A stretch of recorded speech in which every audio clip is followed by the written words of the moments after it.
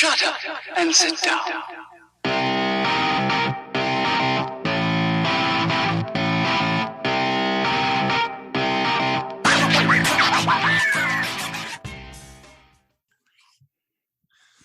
Hey everyone, welcome to the Fitness Devil podcast.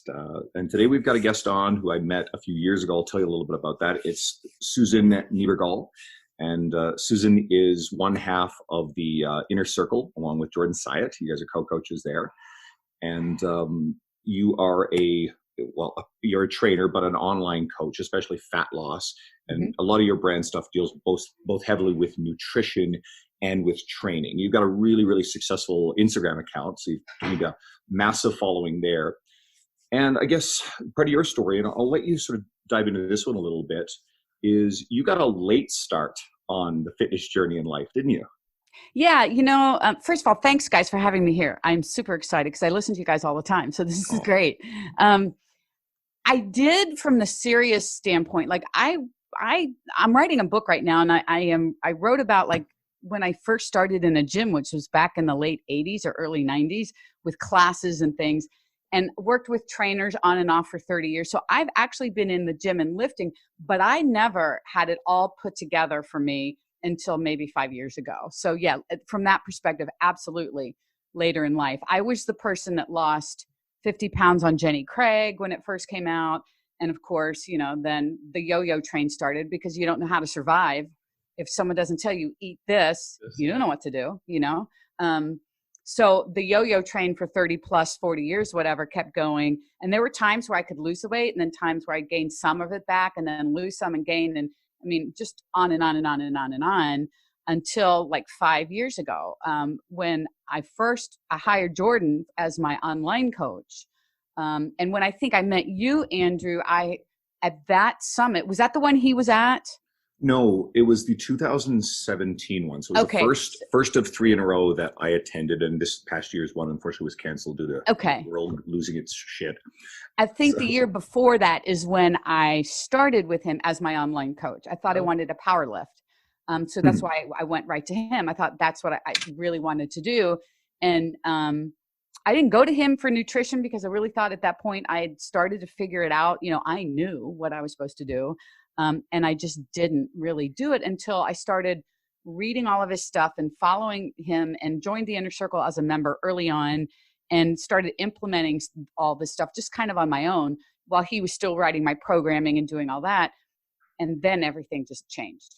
I mean, it's crazy. And I think my whole message right now to people is, especially to the middle-aged crowd, that so many of us think that it's just too late to change. Like, this is it, menopause, whatever, it's kicking my ass. This is as good as it's going to get. And I'm just here to say, no, that's not as good as it has to get. You can totally change it. It's not easy, but you can certainly do whatever you want. Well, it's crazy you say that, like that whole story, like not that it's all our clients, but a lot of the clients that surround you are like between 35-ish and 50-year-old females. And they're basically like their intro story is basically like, yeah, like I've seen Jenny Craig and all this and like none of it works, or it did work and then it didn't work. I just need to learn something. But it's cool kind of when you teach like certain foundational stuff, which you would have picked up in the Inner Circle, because then it's like, oh, your whole world just opens up. Like, oh, it actually wasn't that crazy.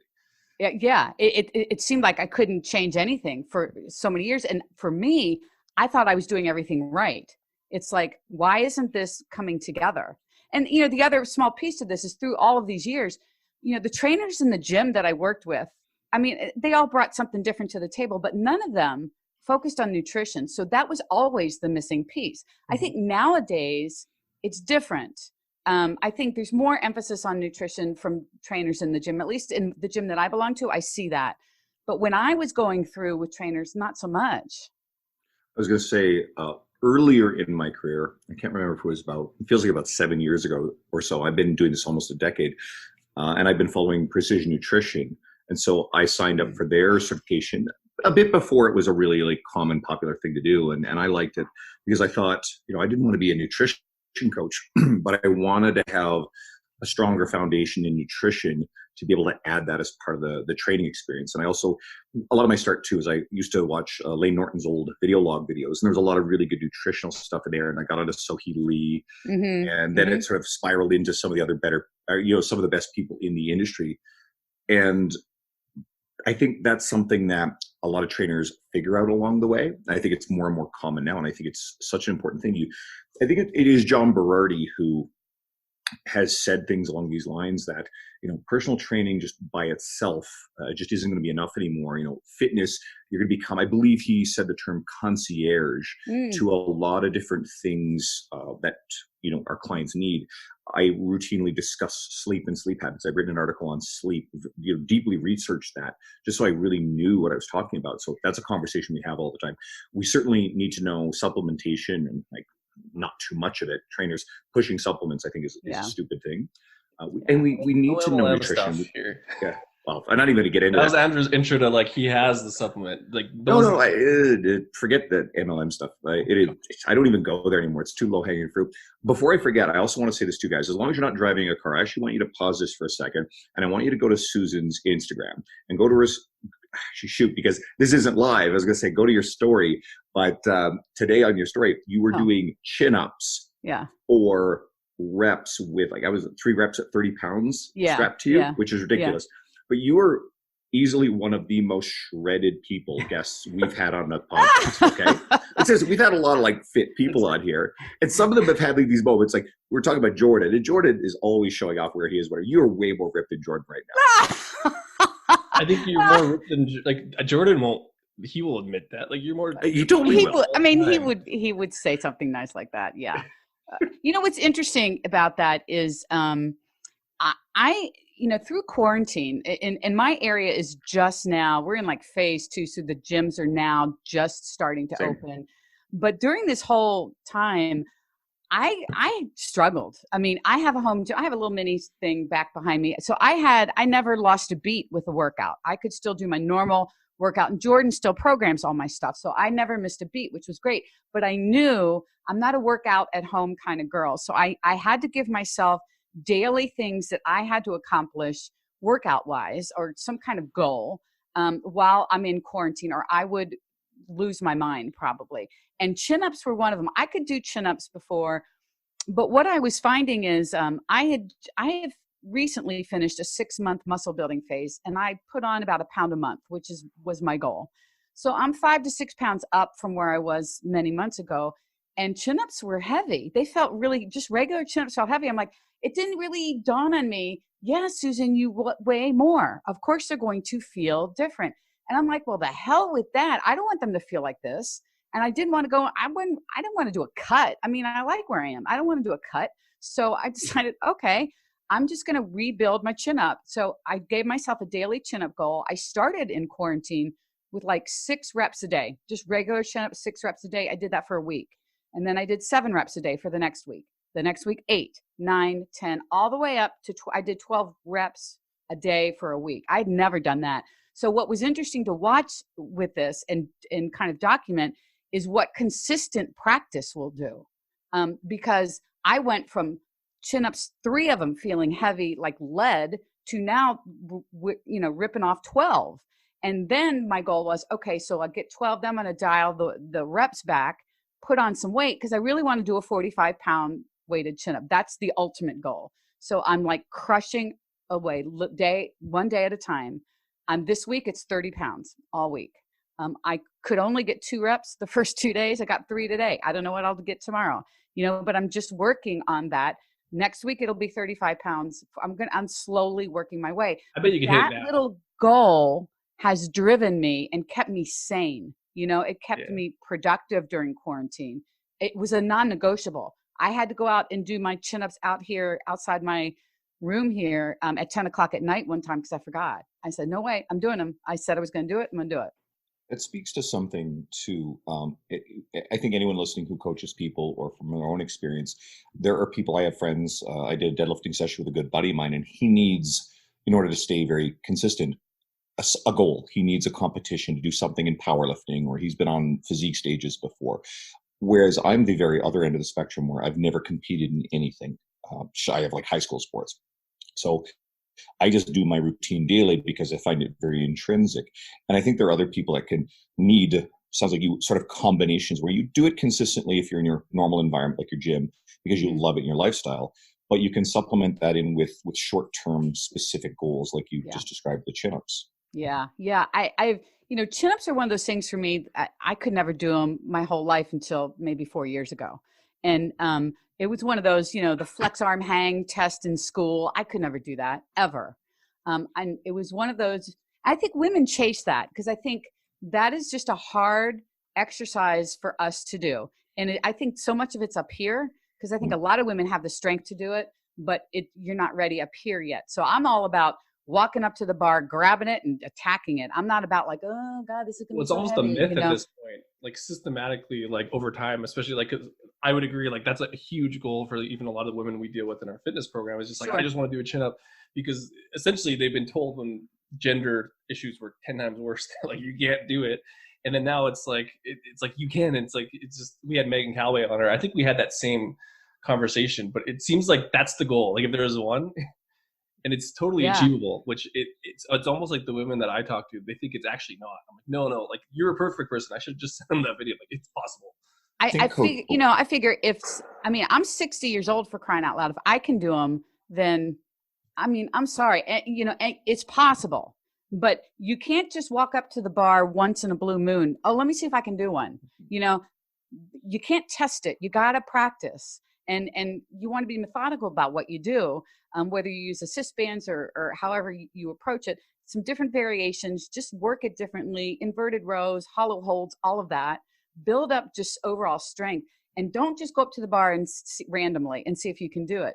Get to the bar regularly with a band or, help. And really, I'm really big on keeping your body in a good position, learning how to engage your lats and your butt and your core and, everything, because all of that's going to help. Your chin up ultimately. That's all the stuff. Sorry, you go.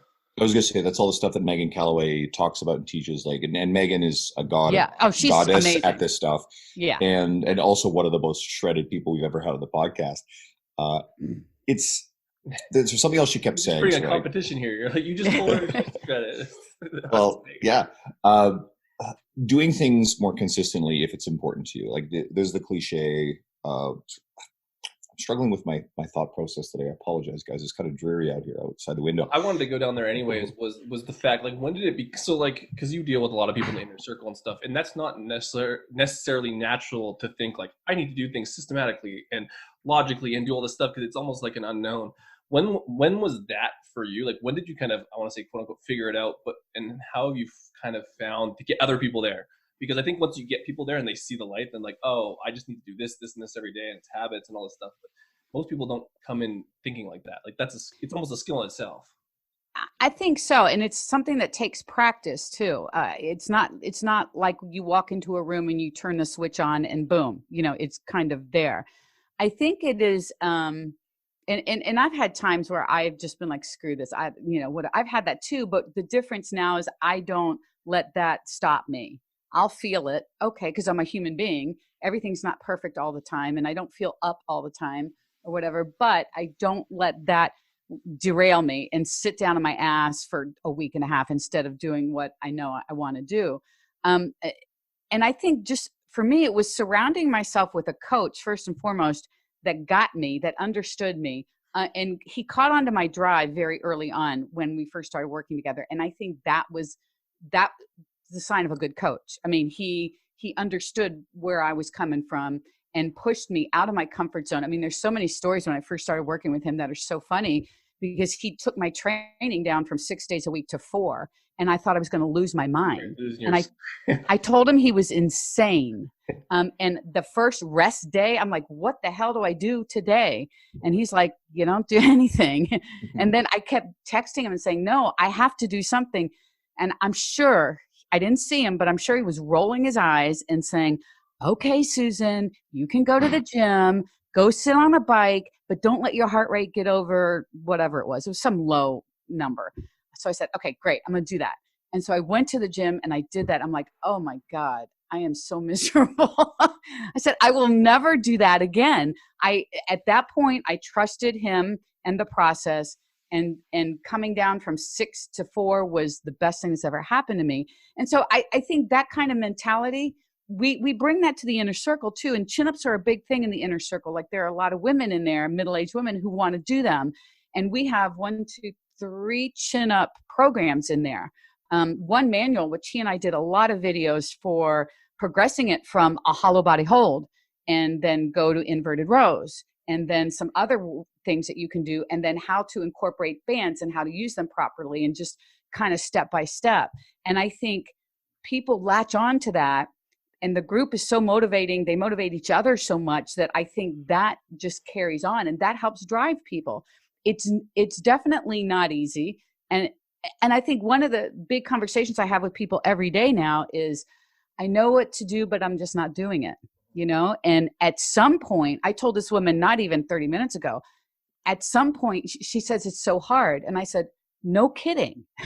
This is hard, but now you have a choice. You either keep saying it's hard and you just stay right in where you are and spin your wheels and let that be your justification for staying there, or you get up and you do it anyway. The choice is there and you have to make it. There's no, like, I can't throw magic dust on you and say, it's cool. It's cool either way. Like, I think we had, was it, who do we have on? Anyways, long story short is, where am I? Man, now I'm losing my train of thought. You got to let them make the choice, because essentially, like, you can be indifferent about it and be like, oh, the choice is yours. I don't have any skin in the game. And they almost, like, by backing off, they're like, well, maybe it is important to me, as opposed to if you just told them to do that. Yeah. Like, they may do that, but that's a gift that won't keep giving. Like, you can't keep doing the work for people. And it's interesting that you go there, because essentially you're social proof in yourself, but you also don't have to be the one making the decision. Yeah. Yeah, for sure. I get more comments on how people like that I am no fuss, no muss, so I don't sugarcoat things. Yeah. And they appreciate that. Most people appreciate that. Most people need the nudge or the push. And this woman today, as a matter of fact, just said, that was the kick in the ass, said, I need to hear this. This is my kick in the ass. And I said, that's what it's supposed to be. I mean, and it's reality. You can say that this is hard and still not do it. That's cool. If that's where you are, stay there. Yeah. But if you're frustrated, don't complain about being frustrated then, because you've made a choice to stay where you are. When you're ready, then you get up and you start doing what you need to do. Well, it's because no one wants to make the wrong choice. Like, I think if you empower people, sorry, Andrew, it was just like, I don't think people go into the situation wanting to make the bad choice, or like the one that's going to slow them down. But if they also don't know the options, like, you kind of got to present them, and then you can do whatever you want. It's interesting you say slow down the process, because that's a huge issue, because people are afraid of, quote, wasting time. And it's like, wasting time. I don't view any of that as wasting time. I mean, you take something on and it doesn't work, or you didn't do something correct. That's not a waste of time. That's how you learn, and that's how you get better. So I'm kind of like, why is there a rush anyway? There is no rush. Like, you don't get a prize for finishing first or getting that chin up, my 45-pound chin up. I've been after this forever. I know I'm going to get it, but I don't care when that is. I could give a crap. Could I put a 45-pound on right now and do one? I'll bet I could. I bet I could do one, but I'm not going to do it that way. I'm going to work it just like I've been. We're different. I would crush myself into the ground, do it. It would be the wrong thing, and I know that. So I need a coach to tell me not to do it. Like, just wait. Trust me, the temptation is there. Exactly. You got a coach who tells you to slow it down. There is something to being smart about how you do this, and this goes back to what I was going to say earlier. Oh my God, Andrew, can't think today. Shit. If you want to accomplish something within a certain amount of time, if you have that, like, hey, you save your family within a month, but you have to squat 500 pounds, you're not going to squat once a week. There's the cliche that you always hear. So, but you also have to be you haven't. Oh, okay. Well, that's really dark, but if anyone has ever heard that, just message me and let me know, or comment on our social media. But yeah, there's this cliche to say, if you need to, let's say you can only squat 300 pounds and you need to squat 500 pounds once, or in 30 days, someone will kill your family. You're right. Terrifying shit. But as an example, what are you going to do? Are you going to go squat once a week as part of a body press? But fuck no, you're not. You're going to squat probably every day. Now, then comes in the other side of this. You also have to be really smart about your volume and your planning and stuff too. And what you described, there's volume maintenance there. I actually made a mistake a while back, and I'm still paying for it, where I was doing too much chin-up volume on a daily basis. And there was probably a dysfunction in my shoulder where I was lacking external rotation. And so that added up over time to, I have an ongoing shoulder issue with my left shoulder that's been limiting some of my training ability. And on a good day, I can do neutral grip chin-ups. I can no longer do wide grip pull-ups. I can no longer dumbbell press with dumbbells out at my sides flared out because I lack that range of motion there now. Yeah. And so I'm trying to rehab and work on it, but I can relate to that. I had a shoulder scope on my right many years ago and an impingement that led to a rotator tear on my left. And I canceled my surgery about 3 days before because I felt like, gosh, I still have some decent movement. I want to give this a shot myself. So I have a great movement doc here between him and Jordan. I've rebuilt both. And the interesting thing about that's why you'll never see me do pull-ups. It's not worth it to me to try to do a pull-up with my shoulders having the history that they have. They're in the best shape I've ever had them in, and I want to keep that going. So pull-ups aren't worth it to me because that's so much harder on the shoulders. There are some things that won't ever work for me. I am just now rebuilding my squat because I couldn't get back here with weight. I was front loading everything for. I'll never do a back squat again. I have that transformer bar, like back squat. Honestly, back squat. I've been using a safety squat bar myself. Yeah. Back squat's probably the most out of everything. Because honestly, most people who powerlift don't have the internal rotation to do that. And then they're doing internal rotation on bench. They're doing it on every fucking shoulder exercise they're doing. And then they're doing it on their squat. It's like anyway, that's another rant. But yeah, I literally just am able to bench press again. Like maybe within the last 5-6 months, I've been doing pretty regularly, but I've built it back from literally the bar. And I'm like at 100 pounds right now. And again, it's slow. I have no desire to put more weight on the bar until I can clear that really, really with confidence and it feels really good or whatever. So it's made things fun, to be perfectly honest, without the pressure of I should be lifting more weight. I'm stronger than this. I should be able to do this. I should be. There's no more of that. It's just like, let's see what let's see what this old person can do. There's a conundrum there, though. It's kind of like that whole idea of like, because I struggled with that too. Like I was an ex-powerlifter, like, and you want to do these things, but I think social media becomes like an inadvertent metaphor for that. It's like, because when people are getting their information, like, well, this dude or this girl is doing this, I need to do that. Yep. It's like, they don't see what it took to get there, and they don't see a lot of times the injuries. Like you're not on there going like, oh, I don't do this because my shoulder hurts every time, and Andrew's not there like, I don't do half the exercise because it fucks my shoulder up, because that's just not sexy. So like that doesn't get presented enough. Not that it should, but it's like if I'm an outsider looking in, it's like it's hard to get that perspective. For sure, absolutely. And for me, so I'm in this industry, and most everyone that I'm around and that I've met and everything could be my kids. I mean, I am the mom, and I don't have a contemporary that I've met in the 60s. There are a lot of people in their 40s. Lou Schuler. Lou Schuler. I've met. Yeah, Lou. Not doing chin-ups with 30 pounds. Lou is like we tease Lou because Lou is like around. There's all this. I'm not going to go social political stuff, but they talk about the Confederate flags or whatever. Lou was around back then. Right? Lou is a student of history, and we love to tease Lou. He's a fitness history expert. But I think that I see all of you young guys and girls doing all this great stuff. I'm like, God, I would love to do that. The temptation is to try and to do. And like, Susan, you know what? If you want to keep doing this forever, then you got to be smart about this. And so there, age is just a number. I get that, but there are also limitations, and you have to understand what those are. And I think at some point you decide this exercise just not worth it. I will do this other one instead, and then crush that. Get people there though. Like that's actually that's a great message, because you talk about young people lifting weights. Andrew and I are like, I'm probably more fucked up than Andrew, but there's a lot of people in their 30s, this graveyard of lifting that were inspired by this bodybuilding and powerlifting culture, this sport lifting culture. They're all fucked up now because we're all in our 30s, and we're all just realizing what you realized at probably 55. And so it's still, I wish people would learn that earlier. They can be intense. Maybe if that hurts, don't do it because you saw it on Instagram. Two things. One is, Susan, that sounds ridiculous given the fact that we were talking about you doing weighted chin-ups. So again, people need to go and see this kind of crap for themselves. And it sounds ludicrous. Two, and to what Dean was saying, and I know our friend Jay Ashman recently posted about this and modifications he's made to his training. He's just a couple years older than me, and he's been beaten up playing rugby and various other power lifted and multiply. Like powerlifting.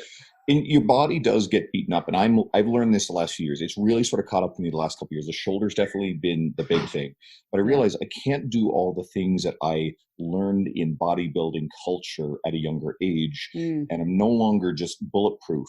And so, I've had to modify a lot of the choices within my programming. I've shifted to using a safety squat bar. I love the Hatfield split squat, rear foot elevated split squat with a safety squat bar, because my right knee feels great on it, whereas it doesn't always feel good doing everything else. I love low bar squatting. My knees feel good, but the low bar tears up my left shoulder. So that's not all. I can't always do that anymore. I used to love pull-ups and, again, military dumbbell pressing. Those two things, they don't happen with the shoulder anymore, so I have to go narrow grip. And I've had, I never was a big bench press fan anyway. Bench press is out right now too. I can do tons of rows, but I've had to make a ton of modifications to how I train to preserve the integrity of training the muscles. And you start realizing and this is good for any coach, and certainly for anybody who is a fitness enthusiast, there's not just one way to do it. This is one exercise isn't essential. It's not all or nothing. You have to have it in or fuck it, go home, and it's not worth doing. If something hurts and something's causing you problems, it's generally not worth it to begin with. And there are almost always ways we can modify these things to be able to still train those muscle groups, train that movement pattern. You know, when I was going through, when my shoulder was at its worst, I was getting it treated. I had dry needling with my movement doc, and he gave me a crap ton of exercises, and Jordan was programming for me. And they both, never having spoken, at least at the beginning, they didn't speak. After a while they did, but they both gave me the same message, and that was get to the gym and find what you can do. Not one time did anyone say, let it rest. No, don't. And my doc especially was saying he didn't want me to let my shoulder joint rest, because when you start doing that, because you think your rotator needs to rest or whatever, you let the joint rest. Now you've got a double problem. You know, you've made the problem even worse. And that doesn't mean do crazy shit at the gym and it hurts. It means go to the gym and find movements that you can do, that you can really put some weight on and load and progress on and all that. And for me, it was a lot of horizontal pulling. That felt really good, right? And I really did a lot with horizontal pulling for a couple of years. I couldn't do chin-ups for about 3 months. And then I started being able to work my way back into those little by little. But I think it's, when we get injured, we start thinking of all the things that we can't do. And I tell everyone, you got to flip that. You got to start thinking of all the things you can do. Go to the gym and find out. You know, if you have sharp pain, stop. Don't do that. There's a couple of things to add to that, and you danced around it. One is when you stop doing things, we think, oh, rest heals everything. Rest is how muscles atrophy. So Sam Spinelli's done a really good job. This is a physical therapist friend of ours. He's been on here. It's sort of like there's a U-curve where too much stress on tissue is bad, but not enough stress to cause remodeling or positive changes is also bad. It's a sweet spot in the middle. And when it comes to physically rehabbing something, that sweet spot isn't necessarily very much load. Two, and this is from Mike Boyle's functional training book, the classic. I'm actually reading it right now, so it's really relevant. But oftentimes, if there's an injury or injured tissue, it's another tissue that's a problem. A synergist is weaker, or something else is in the chain, up or down the chain, some of Gray Cook's stuff on joint by joint approach. And you got to look at, okay, well, where's the weakness? And the last thing you want to do is just ignore whatever's weak, because if you don't address that, you're not going to take care of the underlying problem. You rest 100%. It, pain goes away, you come back, you start doing the same thing again. Weak synergist or weak link in the chain isn't getting stronger, and that injury is going to reappear. Yeah, for me, it was shoulder stability, and you know, the internal rotation from being at a desk, from getting older. That happens as we naturally age. Anyway, we start doing this.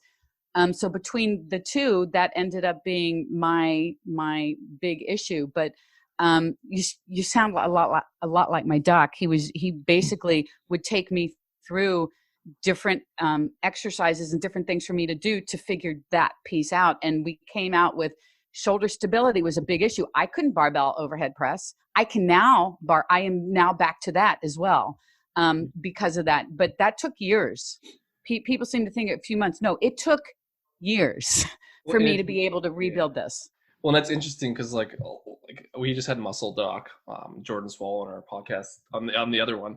Anyways, he's big on like just programming issues in total, and like you're talking about people sitting down and having internal rotation deficits and all that stuff. Then in their programming, everything's just kind of forcing that one pattern. Yeah. And so instead of actually strengthening the shoulder, they're just strengthening the compensation. Yeah, through you're training, grinding and it, like, through doesn't that. hurt till it hurts. Yeah. And then it's like, oh, well, you can't do that. But then to fix it, you got to literally back off and start putting in the other way. And it's just, that's a hard road to get to if you don't have the right people with you. Because like having that understanding took years for people to kind of figure out all these things. And if you're just someone in the inner circle who just joined, like you're hoping that you guys know that, but they don't know. They didn't even know they had that problem until they joined in with you guys. So I'll put it another way. And again, it's another thing that I just sort of picked up right from Boyles. So it's like this stuff's fresh in my mind. And he talks about, teaching people how to move with body weight, because if someone can't move with body weight, and I don't like the word, and he uses it, but in the context, dysfunction. So if there's dysfunction in how someone moves anyway, then you load dysfunction. You're right. And over time, loading that dysfunction instead of cleaning up the movement pattern is almost certainly going to lead to injury. Sorry. I was going to say, when you're dealing with athletes, athletes learn how to compensate.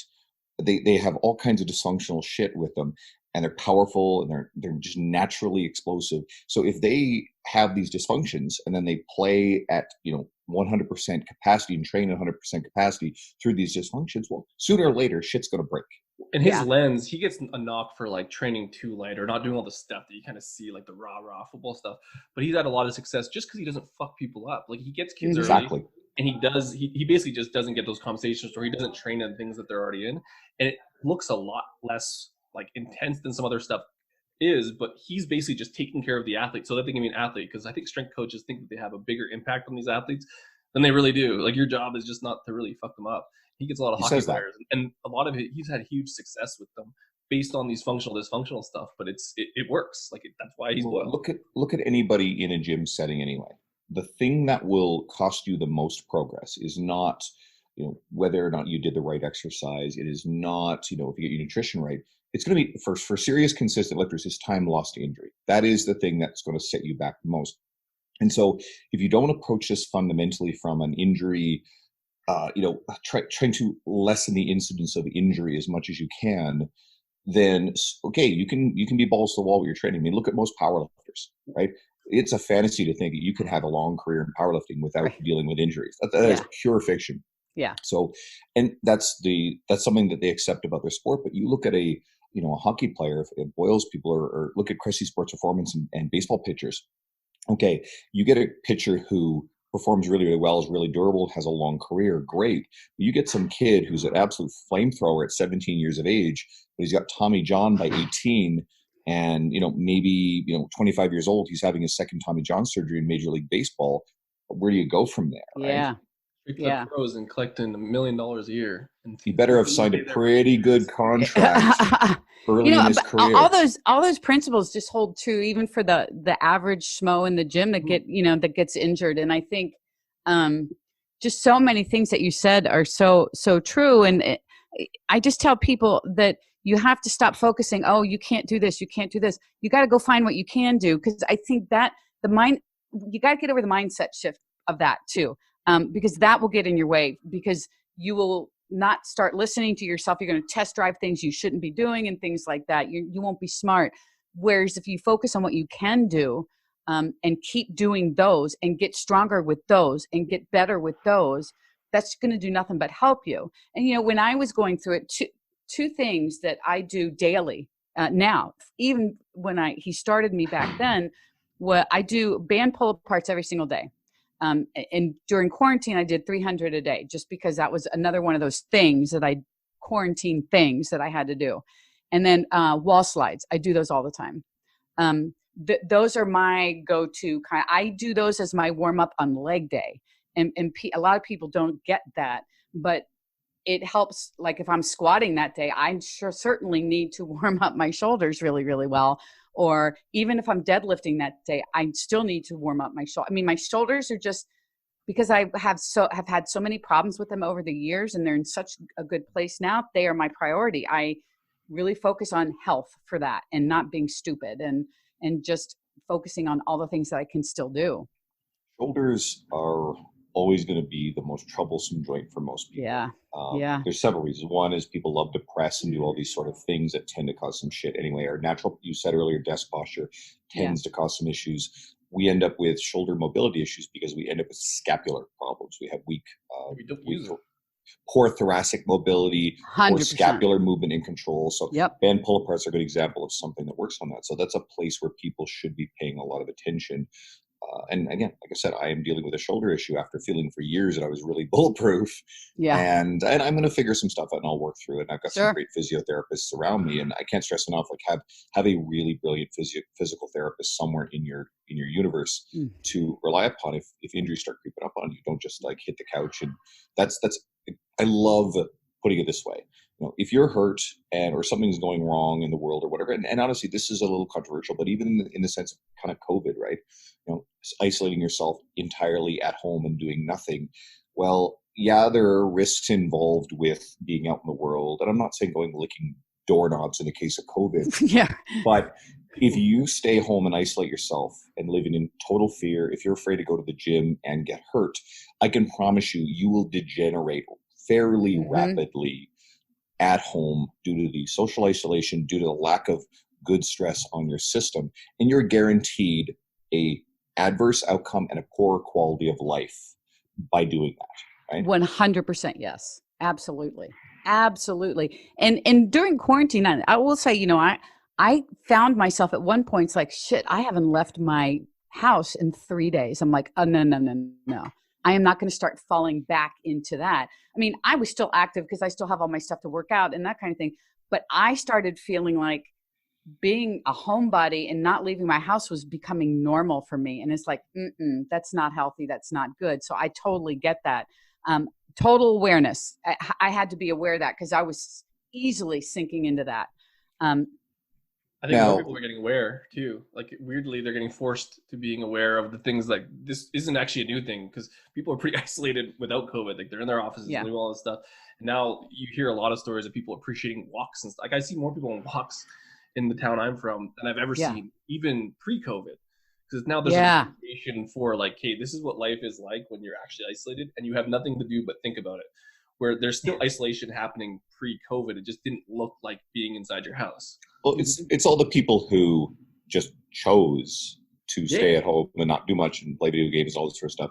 And that choice was taken away from them. But all of a sudden it's like, wait a second, like I prefer to be home and do nothing, but I'm pissed off because that choice is no longer mine, right?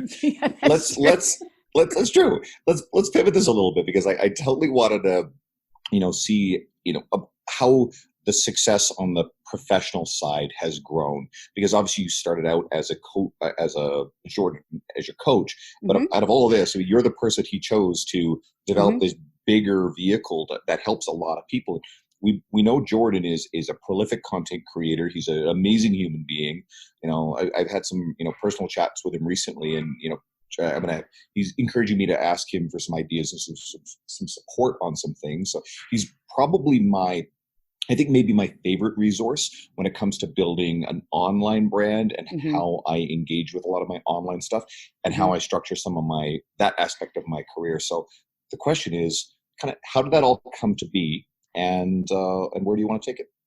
So, I started posting on Instagram, gosh, I don't know, 3-4 years ago. I don't know how long it's been.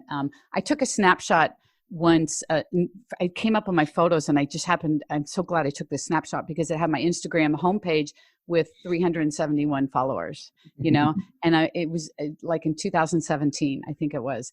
And another thing that I'm doing with Jordan is I am an assistant coach in his online fitness business mentorship with him and Mike. And I posted that in the group to show them that this is where I was not last week or a year ago, 3 years ago. And since then, I have posted every single day on Instagram, sometimes twice a day. I tried an experiment with 3 times, and I thought I will just my head will explode. So no, twice a day mostly, and once a day kind of now. And it is just digging in, and still creating content that will help people. That's the driving force. And one thing I will say for me, because I'm my age, I've had a career. I was a school teacher and a school counselor for 33 years. I have retirement. So I don't have to worry about making money doing this. This is not why I do it, which is a great advantage for me. I don't have to worry about that and the economy and this and that and the other. There's not many advantages of being my age, but that's probably the lead one, I think. I like It that. really That's is. honest. It really is. But Jordan coached my business early on as well. And so I had a really significant online one-on-one coaching business. And then I took kind of just a role in the inner circle early on when I was a member. And he and I just started talking about our goals align, our ethics align. He and I just click on all levels. And so he brought me on officially. And so when my role with the inner circle it's really full time is what I do. I kind of cut off my one-on-one. So I only have a very small handful of one-on-one clients now. My business is really the inner circle. And it's been a great partnership. On paper, it looks absolutely ridiculous, because of the age difference. It's like, how in the hell is that even going to be, something viable? But we think it's the most unique and probably one of the better partnerships there is. We just really think there is. There's something about it that you're automatically going to be relatable to. That you're talking about the demographic you guys had earlier. You're going to be relatable to. You've been where they are. Right? Yeah. You're more like a lot of these people. And Jordan is one of the most amazing people in the industry. He's still this young little guy, right? Yeah, he is. Strong as So hell. relatable though. Like I was talking about our demographics, like I'm definitely not as relatable. Like I'm a meathead who lifts, and I'm telling 45-year-old, we use Jordan's Karen, and she's like, what does this dude know about having kids and do all this stuff? And like there is some battle with that. And I think like you basically just sidestep that, and you're like, I'm 60 and I'm strong and I did all this stuff. Like you can basically say like, shut the fuck up. Like you know what I mean? Like yeah, and I have. You can say that without even saying it though, because they're like, oh, they can bitch to me because I don't understand. What are they gonna say to you? Yeah. Like you don't understand. You're like, yeah, I do. I've got this funny thought. I haven't echoed this anywhere. I mean, and I made fun of a few like bad stereotypes, people who didn't want gyms to reopen because they do make other just disgusting, stupid shit anyway. But this whole like Karen business, first of all, you'll never hear me disparage anyone with the reference Karen. And there's 2 reasons. First of all, my mom's name is Karen. So that's automatically where I go. And my mother is one of the sweetest, kindest person. She is the anti-Karen stereotype. This is someone who would never complain about a thing in any sort of situation. She's an angel. My dad's name is Conan, so that's also super cool. And the second thing about this is, if you make a really big effort to disparage people systemically as part of your brand, well, at a certain point, someone with the stereotypical Karen haircut, who happens to be a really good person. What's a Karen haircut? I don't even know. I'm like, I never heard that part. What's that? Kate, like the couple that had the 8 kids. Kate. Well, yeah, John, and Kate plus 8. So yeah. Oh, okay. Yeah, she's kind of that stereotype that I want to speak to the manager haircut, right? But again, like, okay, Dean, you're definitely today. No, I'm sorry. Like this is good. But even still with that, like let's say someone has that haircut, or they're just someone who like wants good restaurant service, and if you just or her name is Karen, God forbid, and you relentlessly are disparaging in how you say this sort of stuff, well, it kind of says a message about how you are. And so I'm a little bit wary of people who tend to have a lot of disparaging aspects to their message, even if this is someone who, let's say it's some sort of social issue, is very soundly on the moral high ground. But let's still say they hurl around a lot of shame, a lot of judgmental stuff. Would it be inappropriate? I mean, okay, whatever. I get that. And I'm not criticizing you for it, but I'm making a account. So there's like this Insta memes account, like big. I think he has like millions of followers, like way more than you two and Jordan combined. he started one called Karen Unhinged. It's crazy, but he basically posts like it's user things of videos of Karen, and I'm just learning all these Karens there. Didn't even know they existed, and it's like it's kind of a movement. So I know you're saying don't do it, but it's like it's actually taking off. You know what?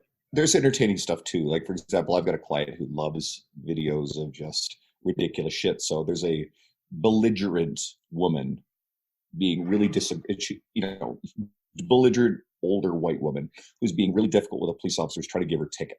And so she just is not cooperating and she's being an idiot. It's on Karen Unhinged. That's on it. It's definitely on there. So this woman pretty much, and as far as I'm concerned, probably deserved everything she got. So she drove off, without taking this ticket. So he has to chase her down, lights blazing.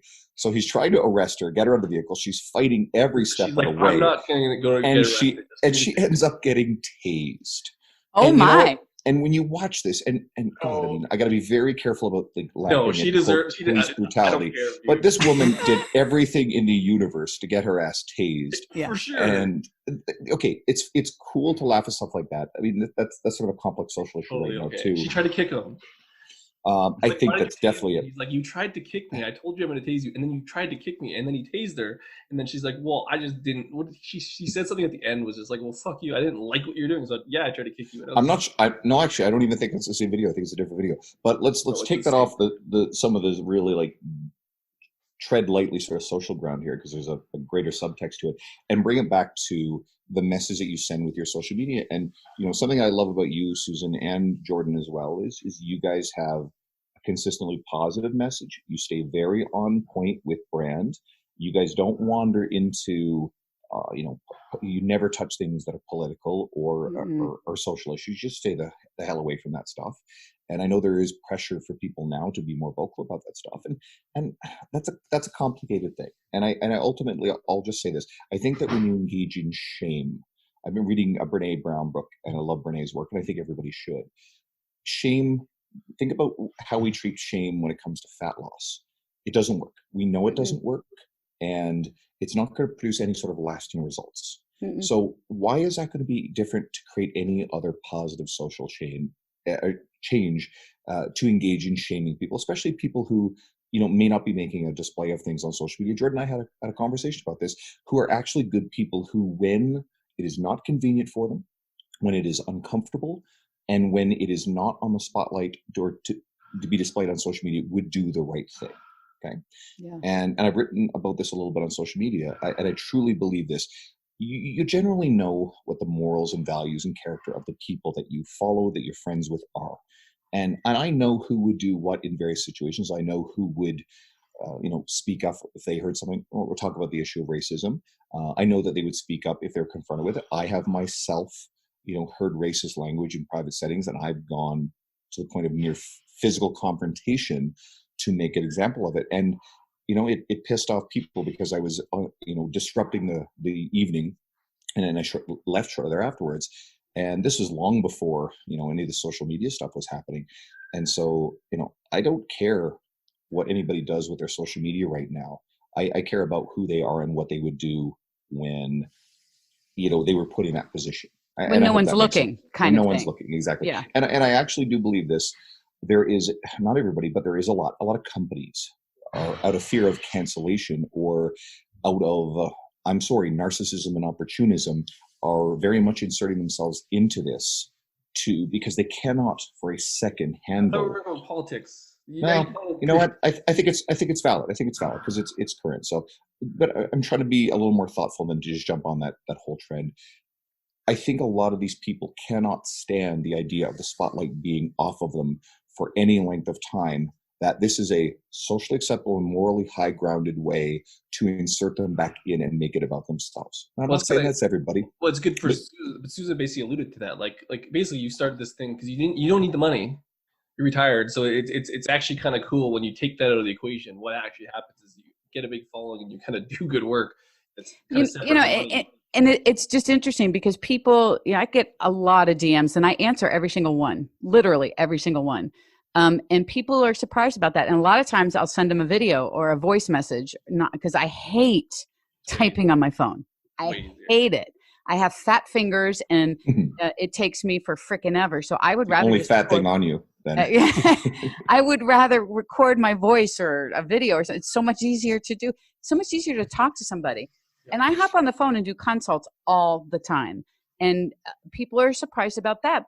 But look, that's kind of why I started doing this, because just kind of want to help you out and let you know that you actually can do it. And here's, we talk about strategies, and I don't try to sell them anything. A lot of them end up coming to the inner circle because they want to be in a community like we have. And we think our community is completely unique in how they behave with each other and support each other. We've never had to go in there and say, okay, guys, here are the rules, blah, blah, blah. We've never done that. It's just a culture, and it's a welcoming culture. And I think that piece people can benefit from, just from feeling like they're not alone. Like, oh my God, you're struggling with that. So am I. What have you been doing? I've been doing this, blah, blah, blah. Social proof is huge once you get the ball rolling. Like, yeah. For another example, Be Stronger You, like I think there's like over 20,000 people in there. And like, we have another group for fitness and it's like less, there's like 500 people.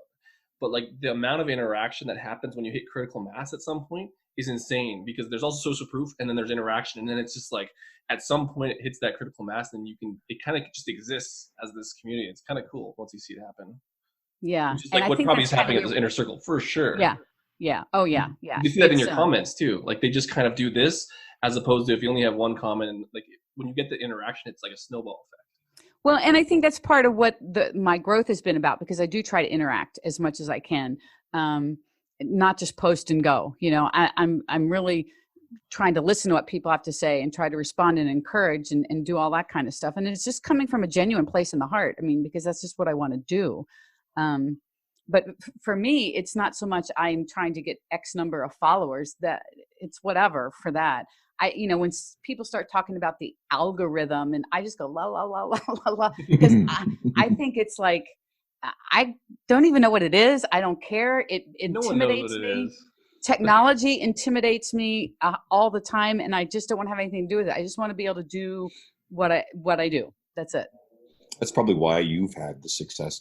I think there's also an aspect of timing too, because we've had Carter Good on a couple of times, and I met Carter same time I met you, and you and Carter share that common thread where you guys started out with Jordan at that same time. And I'm pretty sure you started doing the same sort of things that Jordan told you to do. He told Carter to do. He coached my business. Yeah, he did. And then Jordan realized, like he told us, he's like, shit, this is working for Carter. I got to do this too. And of course he's blown up, and Carter's, blown up an enormously crazy following. And there was a system to it. You said yourself, like the posting you tried 3 times a day. I know Jordan created this challenge a long time ago, 30 days of 3 times a day. And there's going to be embedded behaviors that work, but you guys also got in when the infographic thing blew up, when Soheili and Spencer Nadolski, Carter and Jordan just took it off. Now everybody was doing it, and it no longer had its effect. Yeah. And there's all these changes, but it was a time where you were able to accumulate followers more rapidly. But at the same time, underlying that is a quality of information and a quality of character that will always work.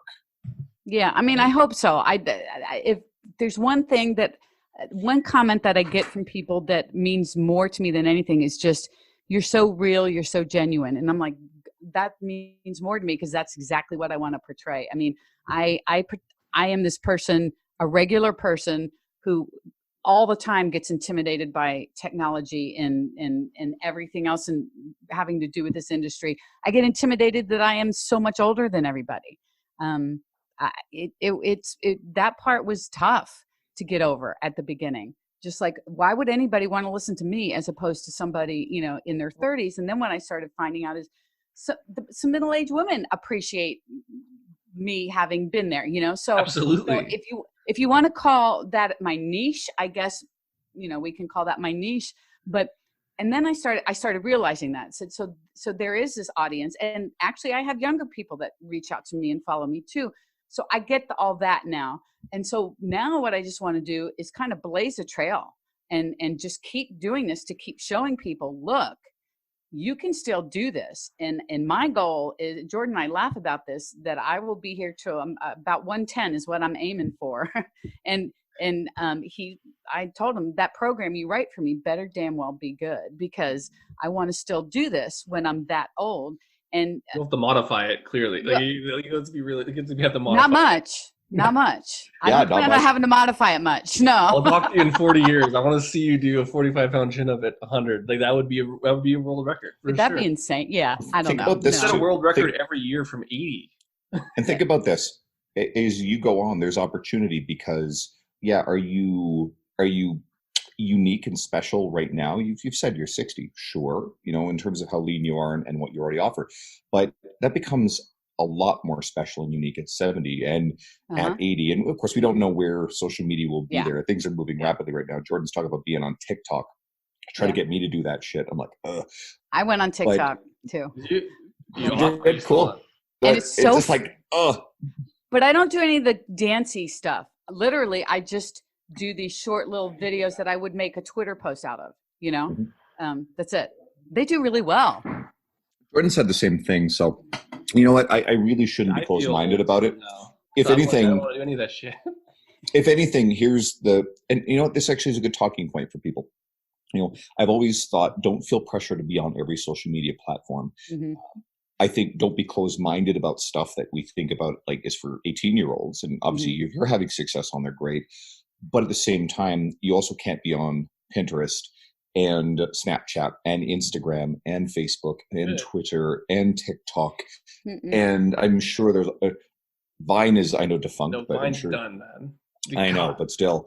But there's something like be a regular contributor on Reddit and just, have a podcast, have a YouTube channel, like all those big things. At a certain point, there's going to be a line. You have to focus your energy on specific things. Mike Dola does Peloton Facebook groups. And it's like, it gets so many clients. Like there's like actually a lot. That's smart though. See, that's also knowing where you put your time to maximize results. Like the whole 80-20 rule, 80% of your results come from 20% of your effort. Mike is very smart. Mike Dola is a very brilliant businessman. That's a secret. He goes in the Peloton Facebook groups and just like puts out free information. So we'll just call that Instagram. Instead of having Instagram posts, he posts in the Instagram Peloton group. And it's like that 35 to 50-year-old female is like their large demographic. They're like, oh damn, I didn't know like calories matter.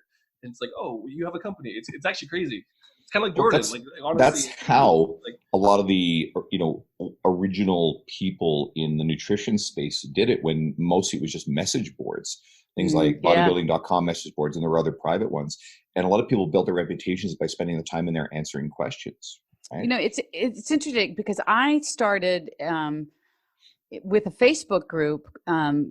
Fit Women Over 40, I think is the name of it, and just started in there as just someone in there commenting or whatever. And then every now and again, I would drop a post in there, how to fix your push-up, how to do da-da-da. All of a sudden, over years and years, I get tagged in that group every single day now about something. And I've gotten clients from that group as a result of just being a member and I've never tried to promote, sell. I never mentioned my website, not one time. I never mentioned that I coached ever, but they kept inquiring after a while of it's just like posting every day. I wouldn't go in there maybe every day, but I would go in there and just comment, offer a suggestion. If someone had a question, be just someone to answer and to help. And eventually I started posting a few things and people liked what I posted. They were helpful. So I posted more of that and blah, blah, blah. And then, just like anything else, your audience starts to grow. Well, the common theme too is like something Jordan's kind of said, and like we bring up Jordan a lot, but like Carter said the same thing. But where a lot of people fall short is like we all know at this point in the fitness industry online, like you got to give free information. But they'll go on Instagram, they'll try it for like 2 weeks. Well, my following didn't blow up. It's like you're talking about a fucking Facebook group probably like 5 years ago, 6 years ago.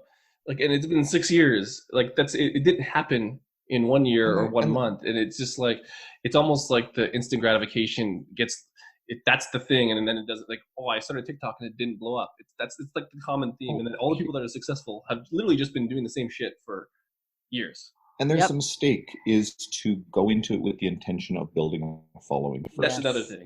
There better be some underlying genuine interest in helping people and underlying genuine quality information. In my social media, I hadn't put any effort into building anything on Instagram for a few years. In fact, I was late adopting it, and then I disabled it for quite a while, and then I came back to it. And more recently, the last, 6-7 months or whatever, I've been very committed to consistency, and it's actually grown really, really well. Now, it's still quite small in the context of what you're doing. I'm at just shy of 4,500 followers, but it's been accumulating fairly rapidly. Yeah.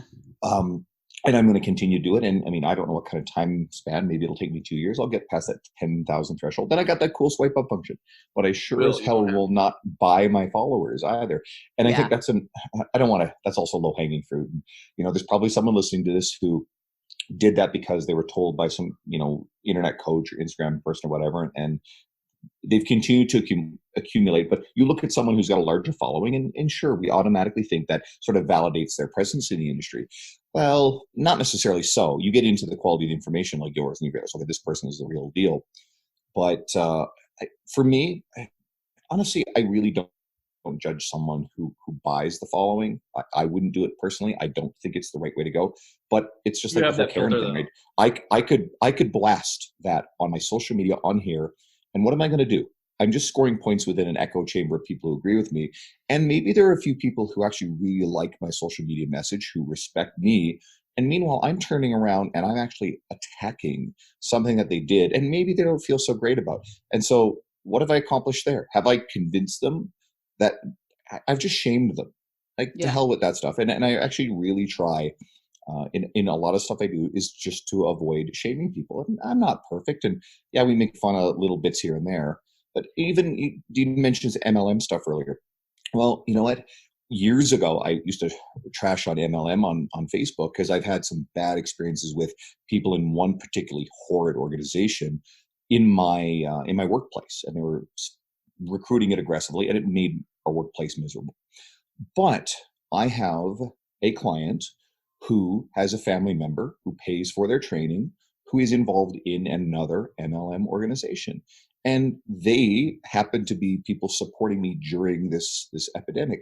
And the last bloody thing I'm interested in doing is having them, and I think what they're doing is fine. I actually think their customer base really enjoys them. They're good people. So I'm not going to lump good people in with something, doing this scathing teardown, again, to appeal to an echo chamber of people that is not going to gain me any business. And it potentially will alienate someone who is my business. Right? Mm-hmm. There's a difference. Like, I think intent and like kind of consistency kind of goes with that too, because there's like a consistent attacking, shameful thing.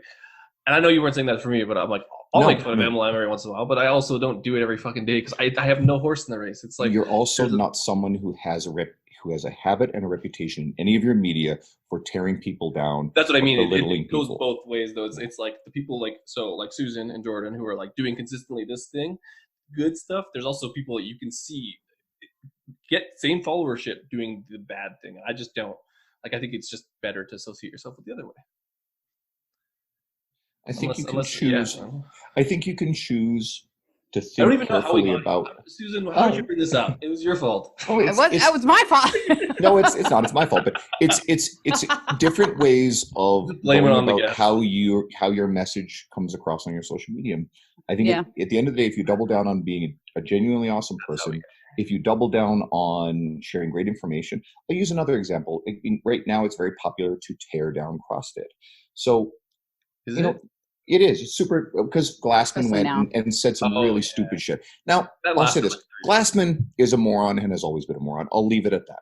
CrossFit is something that people love to criticize. And I've actually not participated in that because there are a lot of people that love CrossFit, and a lot of people started out or made amazing transformations. CrossFit has saved people's lives. And it has gotten... the fitness organization in the world. It is massive. So it's positively affected a lot of people. And yes, we talk about injuries. Let's qualify this. Powerlifting gets people hurt. Bodybuilding gets people hurt. There's a lot of stupid shit in those worlds. There's a lot of bad personal training going on in commercial gyms. And CrossFit isn't particularly special in terms of it's just easier to criticize. People like to criticize it. And then let's say they get a little sensitive when you make fun of them too. And so there's that. But right now, I see a lot of fitness professionals, including people I respect and I like, and I'm not going to all of a sudden go, they're idiots now, but they're really jumping on this teardown of CrossFit. And I think to myself, okay, yeah, there's moral high ground there, sure, but think about all the people who CrossFit meant a lot to them, who are all of a sudden now feeling personally attacked, and they're faced with a choice. Well, this thing really saved my life, and this is a community that has been something I love. And you get, a coach you like tearing it down. well, does that make you go, yeah, I was wrong, I'm going to stop doing CrossFit? Or does it make you go, that coach is a bit of an asshole, maybe I'm not going to follow them anymore? They just don't know, dude. Like they're people are going to tune it out. Yeah. Like if you go to like a CrossFit event, or like I went to like the World Championships for Spartan for this podcast event with Barbell Shrugged. Anyways, long story short, you go to something like that, you realize how small the personal training industry is when you go to like something like that that's massive. Like it does so much good, and like they have way more impact in terms of the larger scale, because like there's thousands of people. Like we talk about personal training, it's like very small comparatively to these big businesses. They're just low hanging fruit, but they just live in their echo chamber. Like they got to step outside. Don't realize it's way different. CrossFit has done a great job with community. I mean, I don't, who does that better? Anytime I've spoken with somebody who's coming from CrossFit, who does CrossFit, all they talk about is the community and how much they love the camaraderie and all of that happens in a box. So sure, there's a lot of people that love it, and it has, like I think you said, Andrea, to save them. And there's another aspect to this too. Every CrossFit box just came out of 3-ish months, and that's for the ones that are allowed to reopen, 3-ish months of limited or no revenue, and having to deal with all the bullshit that every other facility owner has. And then their dumbass owner goes and says some really horrid shit. And now they're scrambling to figure out, okay, well, do we drop our affiliations? What do we do? So they have this additional problem. And these are people who've probably been pushed to near their limits anyway. So I just personally, every once in a while, someone in our industry, gets canceled for something.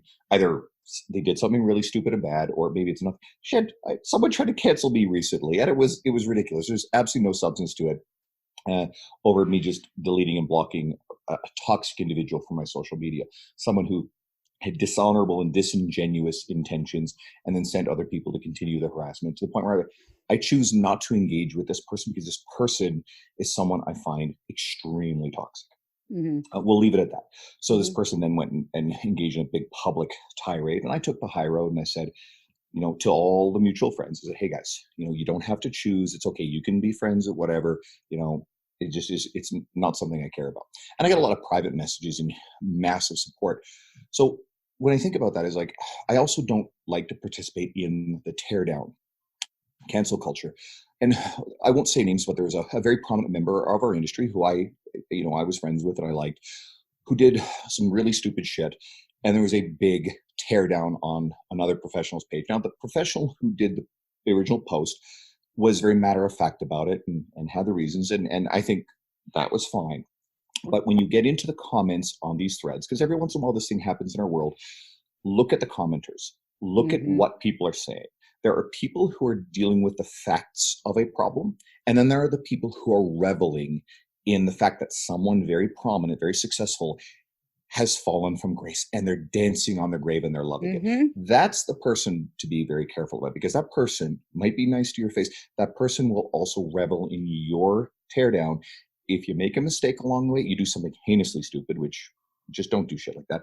Or if you end up in a conflict with someone like I did, that leads to some sort of nonsense like this. Now, there was no issue for me. Everything was fine. I lost a couple of Facebook friends, no harm done.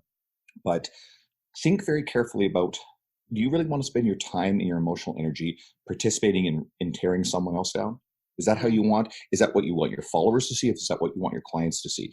And does that behavior help your business or your brand?